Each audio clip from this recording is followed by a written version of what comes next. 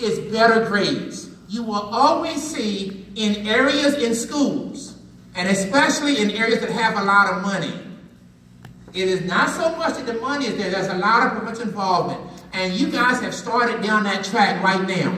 You get higher academic achievement and test scores. There are fewer discipline problems when the child's parents are involved. Higher graduation rates, which I know y'all are working on and doing well with. When the parents are involved in schools, you have stronger families, better and stronger communities, and I already know, and will prove to you tonight through some things that have happened in this county, what a tremendous community you guys have. You guys are so good. Everybody say, so good. So good. You better start moving your hands. All you parents, it's your first time. You don't want me to call you up here, child. I see you over there now. I want everybody to put your hands like this. I want some involvement. You came out tonight. Let's get involved. I want your hands up. I want to hear you say, get involved. Get involved. Keep your hands up. Turn to your loved one. Smile real pretty and tell them, let's stay involved. You know I'm crazy. I'm crazy. But it is important that your child see you involved in every way possible. And of course, the more community involvement you have, the more parent involvement you have, the happier the teachers are. I used to love it. I was an earth science teacher at Garfield. And on nights like this, when parents would come out, I used to love to say to the parents, can I have a number I can call? And when a child would mess up, I would say in class, I'd say, now, you see this number right here? Does this number sound familiar? And I'd read a number out. And I'd say, do I need to call this? All right? See, and that made me so happy. It didn't make them happy, but it made me happy, all right? But it's just wonderful when kids know that the parents are in constant touch and contact, and it's a positive contact with their teacher. And that is why, everybody say transition. Transition. As we transition to the next part, parents, I want to say this to you, as a parent of 3 children myself and several grandchildren, let's not take these moments for granted. I hope you never lose your sense of wonder for your child. May you get your fill to eat with them, but always keep that hunger. May you never take a single breath of your child for granted. And God forbid love of your child ever leave you empty-handed. I hope you still feel small when you stand beside the ocean of talent and love that your child has. Whenever one door closes, good, I hope another door. Promise me, parents, that you're going to give faith in yourself and your ability a fighting chance. And if you have the choice, and you do, if you have the choice every day with them, take the time to go ahead and do what? Dance. I hope you dance with them every day. I want to hear you say, dance. Oh, wasn't no passion in that, children. I want to hear you say, dance. Dance. Turn to your loved one, smile real big and tell them, get the boogie in, honey. Yes. All right, parents, in general, a couple things on the page now that says Parent Workshop, The Power of a Parent from General. I want to mention 5 of these 12 things that will help your child overall in school academically. This has nothing to do with testing. It's just academic achievement. And number one thing of all time, all research shows this wonderful one. Get your child to do what? Reading is the key. That's why I love those AR things you're doing here. That's why I love the emphasis placed, even at the high schools, on reading ability. If a child can't read, they're not going to go far in life. Reading is something that is a part of every single subject. Number 2, the 12 powerful words. Parents, hear it from me. Those are words that normally trip students up on testing situations and in school. Even when they know the answer to the question, they'll miss it because they may not be familiar with the nomenclature, the vernacular. So you want those 12 words, that vocabulary to be a part. And I am so proud that even here we got preschool children and kindergarten children that can do the 12 powerful words. Miss Vicky loves that part, but the preschool and the kindergarten, because that's what she's in charge of. Yes, yes, yes. And just this evening, I got something that just makes me so happy, that shows the creativity of the people out here and the young folks. One young lady had to do a project, and her project, she invented a 12 powerful word power play game of the 12, for a board game for the 12 powerful. She is so smart. Everybody say so smart. Turn to your friend and tell your friend, that's a smart child. Good, googa, mooga, I love it. I can't wait to get back and study that thing. It's the little things that you guys do out here that make you so exceptional. I love that. And her name, I don't want to, her name is Caroline Barclay. She is from South Fulton in the 4th grade. She is outstanding. She is outstanding. She's what? Oh, she's here. Where is she? Stand up and let the people see you, girl. Stand up, little Barclay. Give little Barclay a big hand. Outstanding. I love that. Thank you for that on 12 powerful words. Okay, skip down to number 5. Parents. We know we have folders for bills. Lots of those folders, don't we? We have folders for a lot of things. It is very important that you keep a folder on your child. You should know when all the tests are given. You want to know when the report card is supposed to come out. Otherwise, they can disappear. Can I get it right on somebody? You need to know when those things are coming out. But keep a folder with all the important papers for your child. And let that child know you have such a folder, that they are just as important to you, more important to you, than a lot of other things going on. That folder shows that. Skip down to number 9. Ladies and gentlemen, if you ever have an issue, these people are lifesavers, literally. Never hesitate to contact that guidance counselor. Gosh, they are just a godsend. There's no other way to put it. Contact that guidance counselor. A lot of time the principal is busy doing something here or there. The teacher's in class teaching, but you can reach that guidance counselor or they can get back to you very, very quickly. So be sure to do that. And number 10, I'm going to leave it with that one on this part. That thing for academic achievement in school, always ask teachers to call you if there's an issue. I have 3 kids. My oldest son, Jason, my middle son, David, was a handful. And so he'd come home with a story. Daddy, you'll never guess what happened today. Here's what that teacher did. She did this and this and this, but don't call her, okay? I'd say sure. As soon as he left, I'd call, okay? Always ask for a call or give a call yourself. These teachers are professional. They don't hold grudges. All right? If there's a problem, just talk to the teacher, ask for a phone call, and keep it going like that. Those are some general things that you can do. And ladies and gentlemen, understand that neither one of my parents finished elementary school. You don't have to be perfect to have the ability to help your child. You don't have to have a college degree. Dr. Martin Luther King wrote, we can all be great because we can all serve. He wrote, you don't have to have a college degree, good googa booga, in order to serve or help your child. He wrote, you don't even have to be able to make your subject and your verb agree in order to serve.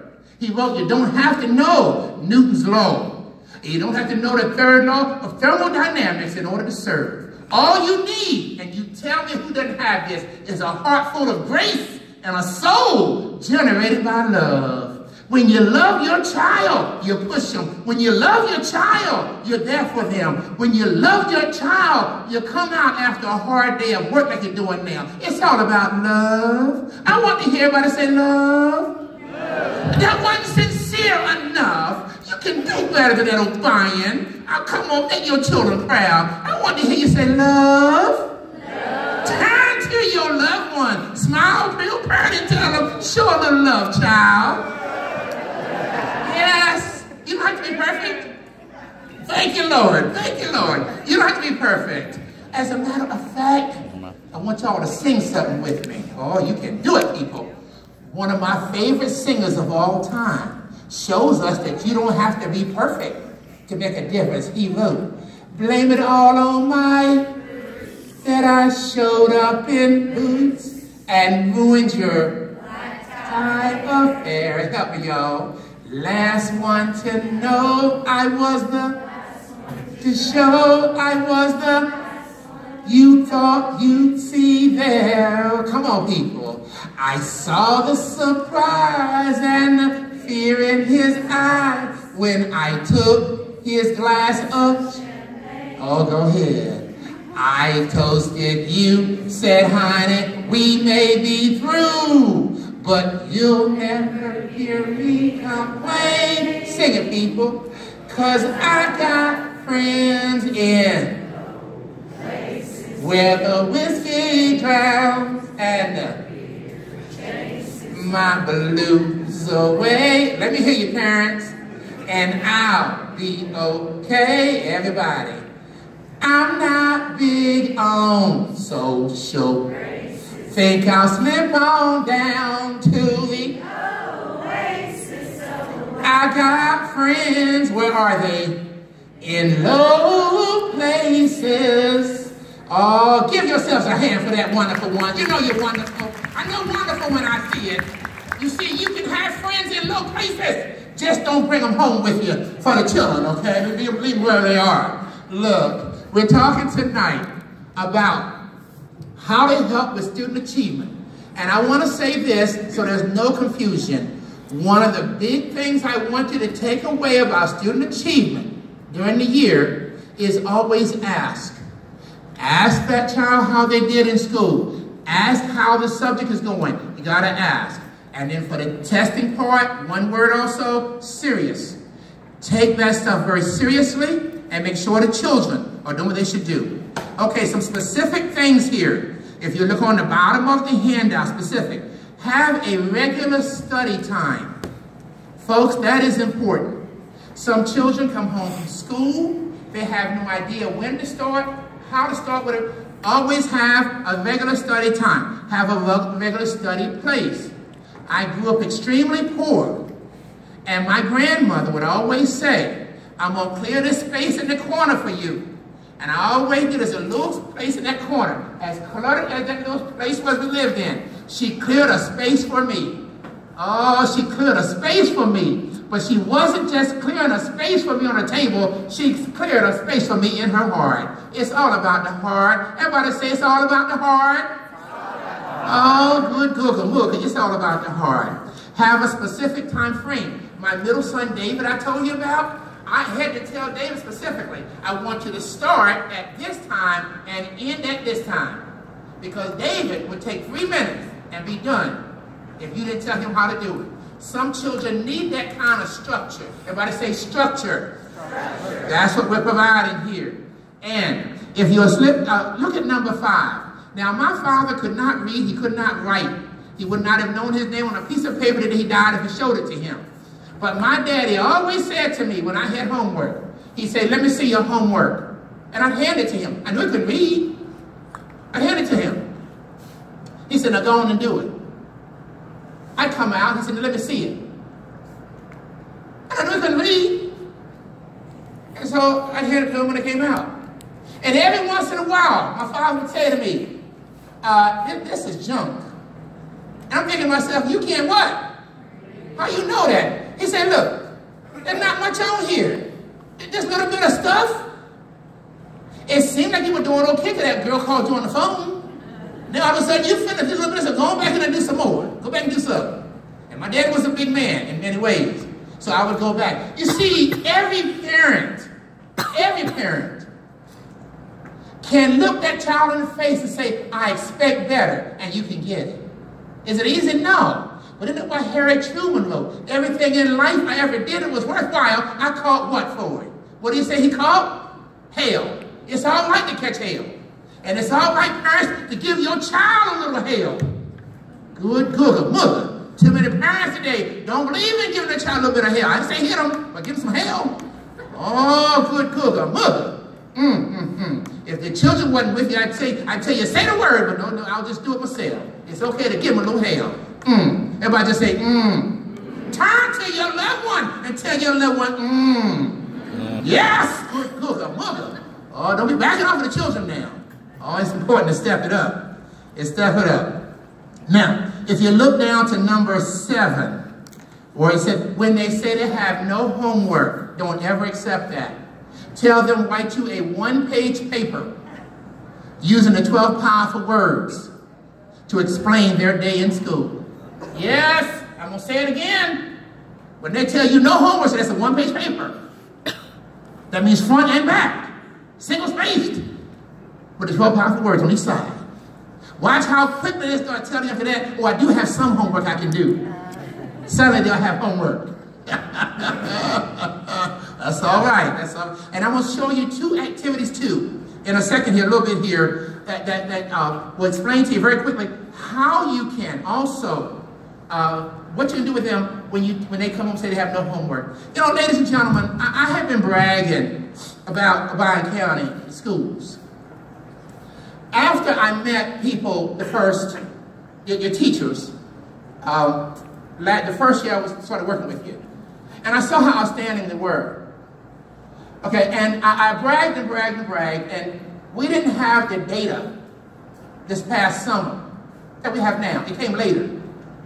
So what I decided to do was to bring in somebody who knew how good the school system is and let the teachers hear it for themselves. Parents, here's why you're here tonight. This is the reason you're here tonight. It's not me, it's children. And I want you to hear something and see something. This young lady, I think she graduated. Did she graduate here? South Fulton. South Fulton. From the school system.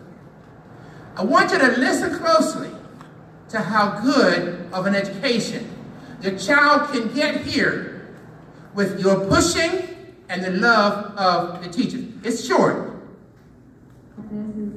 It's really nice. And since those 4 years, I attended UTM, and I got my Bachelor's of Science in Cell Molecular Biology, and I got to cheer while I was there, which was a blast. And as Mr. Davis said, I got married on June 17th, so that's a few highlights to mention since then. But what I really wanted to focus on today is the fact that I got accepted into medical school. And I'll be going like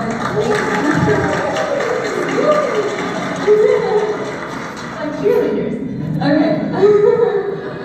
So thank you. Yeah, I'll be going to the UT Health Science Center in Memphis, and my classes start August 14th, and I'm really excited. We've already moved down there and getting used to the area, and we really love it. But I want to talk about how it really, you all laid the foundation for the things that it takes to be a strong medical school applicant. So I'm going to mention 3 things that really stand out to me as applying to medical school and getting in.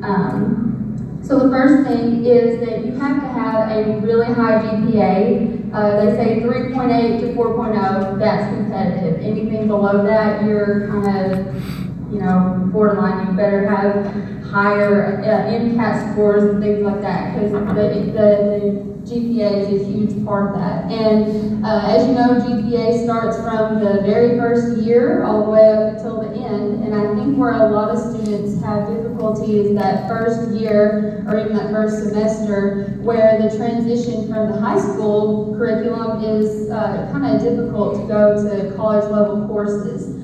But luckily for me, in my chemistry and my physics classes that I had my first semester, my biology course, I felt extremely prepared. It was like a review. So I had Mr. Chuck Surratt for chemistry and physics, like Michael said, yeah. We hated every minute of it. But Coach Surratt was very kind, and he was like always telling us, I may not know everything about this, it's confusing to me too sometimes, but we're going to get through it. And so that was always really nice. But you did a phenomenal job, because the first semester of chemistry was a review. And other students that had been to private schools, larger schools, they didn't know what was going on. So it was really nice to be super prepared. And then Miss Lori Martin, she taught me biology. Yeah. Miss Martin just doesn't play when it comes to what she's teaching. Her daughter, Mallory Martin, was a pre-vet student at UTM at the time, so she was drawing off of Mallory's experiences, and she taught us out of an AP book, AP level. It was not an AP class, but her exams were choices A, B, C, D, E. And it was quite different, but that really prepared me for all of my courses and my tests and things like that I had going in. So that was a really smooth transition. So you should congratulate yourselves on that. And then as well, the dual credit courses, those were extremely helpful. The reason I play that for you, parents, all over this county, I hope you heard the young lady, and I'm struggling with her name. Tell me her name. Michaela Hardy before she got married. Michaela Hardy before she got married. A graduate of the school system. The young lady majored in cellular biology. Her teachers in this county, her biology teacher taught her out of an AP, that's college level, and it wasn't even a college level course. That is the ingenuity and creativity and caring that the teachers in the school system have. Don't let anybody sell your system short. It's like anybody else, it's got things that need to be worked on. But my gosh, they are giving away an education. They are giving away for free an education in this school system that is so good that that young lady showed up for class the first year. And for her, everybody say it for me, those hard classes were like a what? Say it one more time. A review. Who doesn't want their kid in that class, in this system? She said that kids that showed up from private schools, don't you miss that. Kids that showed up from the larger systems with more money showed up, and they did not know what was what going on. Oh, this is a good place. Everybody say good place. You need to smile when you say it. I want to hear you say it. Good place. Turn to your loved one, smile real big and tell them, this is a good place, child. Woo! Don't get me started on this place, y'all. Lord have mercy. All right. Now, if you'll go back to your handout for me real quickly, on the next page, it says for parent-teacher conferences. Because again, they help your child do well academically in school. One of the things that has to happen from time to time is to come in for a conference. And what I'm giving you there are three things, three suggestions that you can use when you come to a conference with your child. See, a lot of times people don't know how to prepare for those. So the first thing, what do you need from me? A lot of parents come in, they want to argue or this and other. Ask, what can I do to help? What do you need from me? And then number two, especially, what can I do academically? I need to do some, you need me to sit down with them, even in high school. You need me to read something with them. What do you need me to do? And number three, what is the one thing my child needs to do what? Differently. If everything was perfect, I wouldn't be here today. So what do you want me to do differently? And at the end of the conference, always, it doesn't hurt to butter up the teacher. Can I get an amen? Good, mother. You have my full support, but you gotta mean it. You mean it. And then I appreciate what you do. I always tell my child's a teacher. I got one young one now, and I always tell my teacher, I appreciate everything you do for my child. Yes, and then finally, call me at this number if there's any problems. And then here's how you make that real difference. Everybody say, keep it real. Keep it real. And folks, you got to get in there and keep it real with your child. You got to teach that child. Get ready to help me, one of my favorite singers' songs again. You got to work with that child like this. You got to work like, I'm shameless. Help me somebody. When it comes to loving you, I'll do anything you want me to. Help me somebody. I'll do anything at all. And you got to let them know you're shameless. Everybody say shameless. I don't see the shoulders moving. Don't make me call you up here. I'm going to call somebody up here tonight. Don't let it be you. I want some shoulders moving. I want to hear you say, shameless. Turn to your loved one, smile real big and tell them, let's be shameless, child. Good, mother. Ladies and gentlemen, I get so excited about this because I know and have seen the great potential out here, the great ability out here. Oh, ladies and gentlemen, All it takes is the little things. Little things make a big difference in the long run. Real difference. And I'm just going to do a couple of these, because I believe in being on time with my stuff. Because, my favorite hero, of course, is my minister. Now, I'm not a minister. Sometimes people say, he must be a minister. Believe me, my reverend would not be happy if you thought I was a minister. I got a long way to go. But he's my hero. And when I talk about my minister, one of the things that we talk about a lot at church is how to help young people. Anyway, but number one thing of all, ladies and gentlemen, if you look at number one, please take this away from here tonight.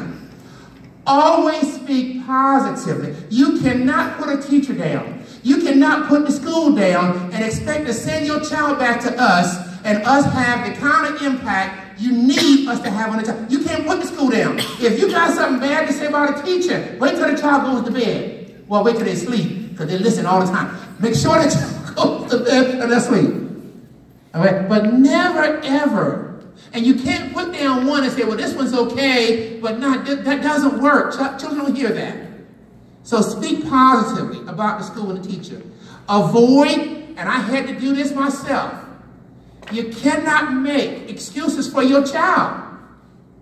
My two boys, different as night and day. Jason was the ladies' man, the so-called good-looking one, the athlete, the great student and all of that. And I told people he's a child like anybody else's child, and he's going to mess up, and he did.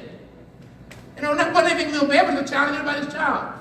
Do not make it, because if your child believes you're going to make excuses for them, boy, they're going to make excuses for themselves, and it's hard for people to teach them. And number three was the one I had the most trouble with as a parent. I grew up, we didn't have nothing. We were so poor. Help me somebody. We were so poor. We were so poor, we couldn't afford the OR on poor, so we was just poor. That's poor people. Yes. So when I got a little bit of money, the first thing I wanted to do was give my kids stuff I didn't have. I was almost so busy giving them stuff that I didn't have, I forgot to give them sometimes what I did have, which was encouragement, and make them work for what they get. They gotta work. You can't give them everything they want. And that's something that some parents also have a problem with. And then they come to school and they expect to be given something, given grades and given, no. We're not gonna give you anything but a hard time. You got to push yourself.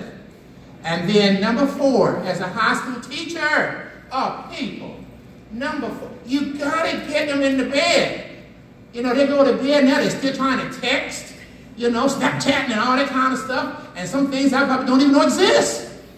But they have to have the rest. And there is so much research about the impact, the negative impact of high school students, of lack of sleep early in the morning when they come to school. So please get them to bed. Talk to them about that. And number five is just something from one parent to another. If a child tells you they're going down to the corner to play basketball, they're going to be supposed to show up every once in a while. Go by there and make sure they're where they're supposed to be. I love you children. I love my children. But it also helps that they know sometimes you're going to show up where they say they're going, Daddy, you don't trust me? Sure I do. I just going to give you a little kiss. Okay, go ahead, go back playing now, go ahead. Daddy, I can't believe you showed up. I'm in the 12th grade. I know. And I want you to make it to college too, okay? Yes. I just happened to pass by the Pizza Hut at 11 o'clock at night because your curfew's at 11:30. I just happened to be passing by. That's all. Ladies and gentlemen, little things make a difference. It's one parent to another. But the achievement part of what we're doing tonight is so important. And look at number 7. Be a snoop. Did you hear? I'm old-fashioned. I am. I am an old-fashioned old man. Snoop around your child's room. As a matter of fact, somebody tell me, whose room is it? Whose room is it? Watch this right here. Watch this right here. Okay, let me see. Okay. You look real smart. What grade are you in? 7th grade. Yes. Do you have a room at home? Do you? Yes. Whose room is it? She wants to say hers so bad she can taste it. She wants to People tell her whose room that is. That's her parent. How much rent you pay? You don't pay no rent, do you? How much food you bring home every week? We love you. What's your name? Ellie. Everybody, Ellie? Ellen. Everybody say Ellen. You're wonderful. Give my Ellen a big hand just for being wonderful. That's my Ellen, everybody. Here's a free book. Here's the autograph from my 12th album, and thank you for that great job tonight, okay? All right. All right, look after that room now. Okay. All right, so do little things like that. I know that some people think that's old-fashioned, but yes, for both my sons, I always went in their room. I checked, make sure what stuff in there was supposed to be. I didn't buy it, and it had no business being in that room. I don't want to hear it. So little things can make a difference, ladies and gentlemen. Now, I promised you that I would give you 2 simple things to do when your child says they have no homework. And here they are. If you turn to the page, it says the 3, 2, 1 method. This is something very, very simple. I use it as a classroom teacher, and you can use it at home also. All right. When the child comes home and says they have no work, tell them, please do not expect to have finished your homework or anything else until you've completed and shared the following with me. List 3 things you learned in school today. Now, here's how you make this specific. If your child is weak in science, say, list 3 things you learned in what? Science today. Make them write that out for you. List 2 things you learned that surprised you. And why did it surprise you? And then 1 thing you learned that you would like to know more about. And with the internet now, it's so easy for them to check on that and add things to it. It's called 3, 2, 1. It's a powerful way. Instead of just saying, how did it go? Because you come home from work a long day. And you ask your kid, how was school today? What do they say? You have any homework? Do y'all have the same child or something? And or they say, I did it all. Yes.